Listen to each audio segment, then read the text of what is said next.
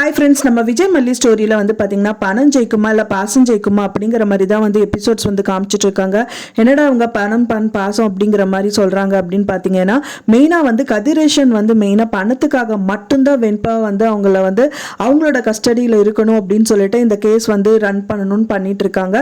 ஆனால் மல்லி அப்படி கிடையாது. மல்லி வந்து பாசத்துக்காக ஏங்குறவங்க, அவங்களோட லைஃபையே விட்டு கொடுக்கலாம் அப்படின்னு சொல்கிற கூட துணிஞ்சு பண்ணிட்டு இருக்காங்க. ஸோ நம்ம லைஃப் போனாலும் போகுது, ஆனாலும் விஜய் அண்ட் வெண்பா வந்து சந்தோஷமா இருக்கணும் அப்படிங்கறதுக்காக தான் இந்த முயற்சிகளை மேற்கொள்ளி அவங்க டைவர்ஸ் பெட்டிஷன் எல்லாமே சைன் பண்ணி எல்லாமே ப்ரொசீட் பண்ணிட்டு வச்சுட்டு இருக்காங்க. அது மட்டும் இல்லாமல் விஜய் கையிலையும் அந்த டைவர்ஸ் பெட்டிஷனுக்கான நோட்டீஸ் வர்றது மாதிரி எல்லாம் பண்ணி வச்சிருக்காங்க.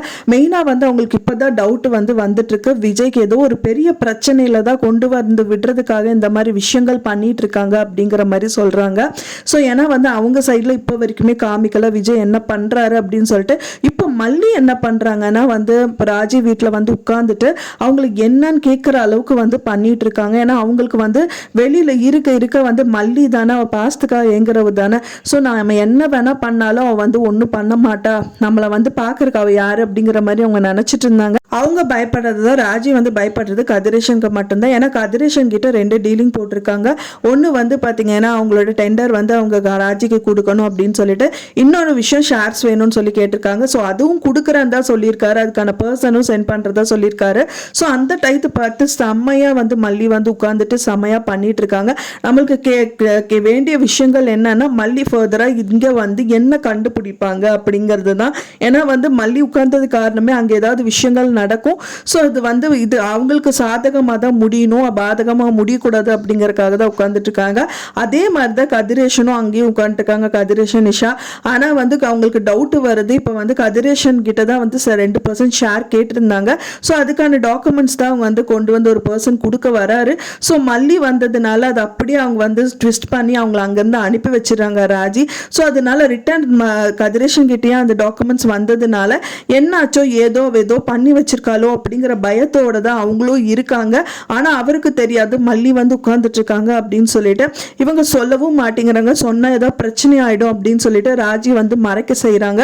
அது ஒரு வேலைக்காரி அப்படிங்கிற மாதிரி சொல்லி வச்சிடுறாங்க.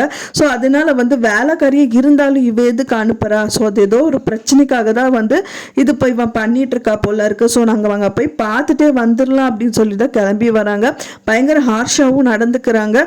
ஸோ மல்லி வந்து பார்த்தீங்கன்னா மயக்க நிலையில வராங்க. அதுக்கான காரணமே ரஞ்சிதா தான்.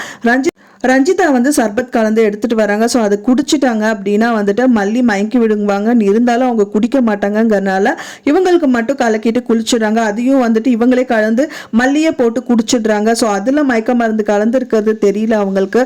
ஸோ குடிச்சது மட்டும் இல்லாமல் அவங்க தூக்க மபிளா இருக்காங்க. அந்த டயத்துலையும் வந்துட்டு கலக்கத்தில் இவங்க ஏதோ சவுண்டு கேட்குது அப்படின்னு சொல்லி வந்து பார்க்குறாங்க.